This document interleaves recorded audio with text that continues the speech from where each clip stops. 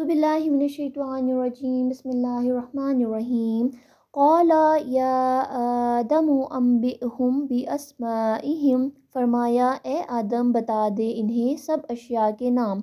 فلما انبأہم باسمائہم، جب اس نے یعنی آدم نے انہیں سب کے نام بتا دیے، قال الم اقل لکم، فرمایا میں نہ کہتا تھا کہ انی اعلم غیب السماوات والارض، میں جانتا ہوں آسمانوں اور زمین کی سب چھپی چیزیں، واعلم ما تبدون وما کنتم تکتمون، اور میں جانتا ہوں جو کچھ تم ظاہر کرتے ہو اور جو کچھ تم چھپاتے ہو۔ انبئہم، انہیں بتا دے، باسمائہم، ان کے نام۔ اللہ تعالیٰ بتا رہا ہے کہ میں نے آدم کو صرف اختیار ہی نہیں دیا بلکہ میں نے علم بھی دیا ہے۔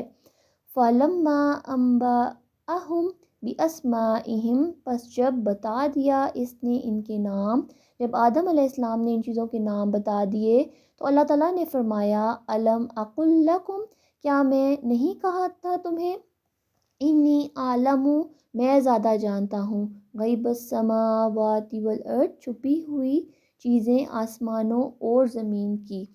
اس کا مطلب فرشتے بھی عالم غیب نہیں ہیں۔ وَأَعْلَمُ مَا تُبْدُونَ وَمَا كُنْتُمْ تَكْتُمُونَ، اور میں جانتا ہوں جو تم ظاہر کرتے ہو اور جو تم چھپاتے ہو۔ فرشتوں نے کیا ظاہر کیا تھا؟ اپنی رائے کا اظہار کیا تھا، اور دل میں کیا چھپایا تھا کہ ہماری عبادت ہی کافی ہے اور مزید مخلوق کس لیے پیدا کی جا رہی ہے۔ فرشتوں نے یہ تو کہا کہ انسان دنیا میں فساد کرے گا، لیکن کچھ چھپایا بھی کہ ہم ہی عبادت کے لیے کافی ہیں، ہم تسبیح بھی کرتے ہیں اور اللہ تعالیٰ کی پاکیزگی بھی بیان کرتے ہیں۔ اللہ نے فرمایا جو میں جانتا ہوں وہ تم نہیں جانتے، تمہاری عبادت کی قسم اور ہے، اس مخلوق کی عبادت کی قسم اور ہوگی۔ انسان فری ول اور چوائس کے ساتھ عبادت کرتے ہیں، ڈسٹریکشنز کے ہوتے ہوئے بھی اللہ کی طرف آنا اور محبت کے ساتھ آنا، ہر چیز کو پیچھے کر کے آنا۔ اور یہاں عبادت کی قسم صرف تسبیح نہیں بتائی گئی بلکہ اس کا اعلیٰ مقام، اس کی اعلیٰ قسم علم کو بتایا گیا ہے۔ آدم علیہ السلام کے پاس علم زیادہ تھا۔ حضرت آدم علیہ السلام کی فوقیت فرشتوں پر علم کی وجہ سے ہوئی، اور وہ فساد کے پہلو سے زیادہ وزنی اور پیش قیمت ہے۔